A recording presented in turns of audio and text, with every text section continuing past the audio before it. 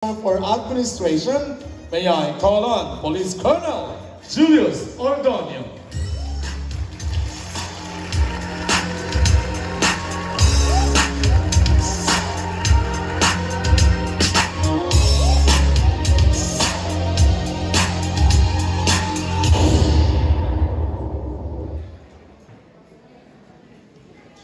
Magandang gabi sa ating lahat.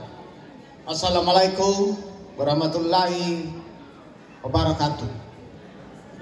May the peace, mercy, and blessings of Almighty God be with us. First, my high praises sa ama ng Parang Maguindanao, the Honorable Mayor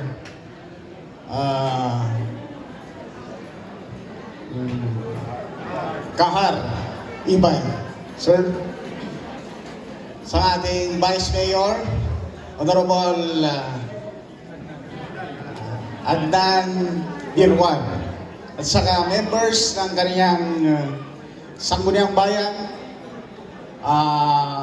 mga head of offices ng LGU Parang, sa ating mga stakeholders, gaya ng mga security sectors, kapwa lingkod bayan ng Parang,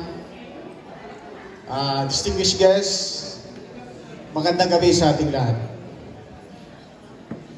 Ang ating regional director ay nag-attend ng isang mahalagang engagement sa Manila ngayon, yung ating budget hearing sa House of Representatives.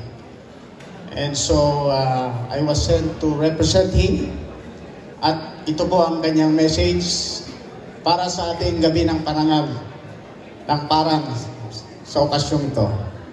And I quote, "Isang mapayapa at nagkakaisang gabi po sa inyong lahat. Isang napakalaking karangalan po ang tumayo sa inyong harapan sa gabi ng parangal. Taos puso ako ang nagpapasalamat sa ating buding Mayor, Honorable Kahar P. Ibay. This event, a highlight of the celebration, will provide an excellent opportunity to celebrate the triumphs and challenges overcome by the Parang LGU over the years with its various partners and stakeholders.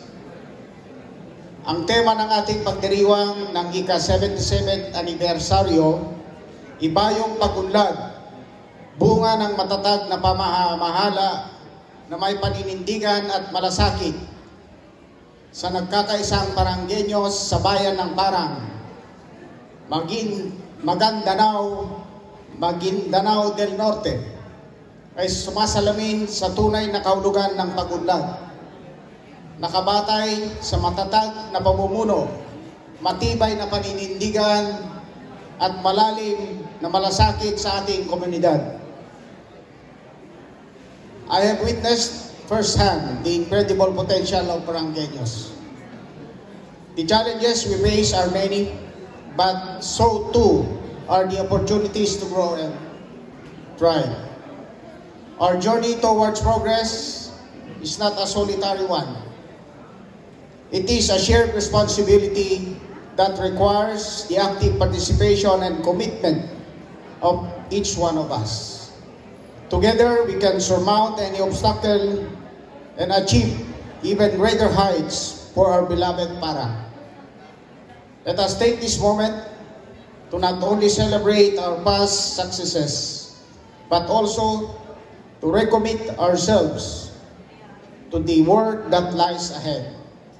With unity, determination, and steadfast belief in our collective strength, we can continue to pave the way for lasting peace, prosperity in our community. The future of Parang Maguindanao del Norte is bright, and it is in our hands to shape it. Muli po, maraming salamat, at kami po sa Police Regional Office Bar ay nakikisa sa pagdiriwang ng ika-77th anniversary ng pagkakatatag ng bayan ng Parang. Asahan po ninyo ang aming suporta para mapanatili ang kapayapaan at katahimikan sa ating mahal na bayan. Mabuhay ang Parang, Mabuhay ang lahat na naglilingkod sa ikaunlad ng ating bayan. Maraming salamat po.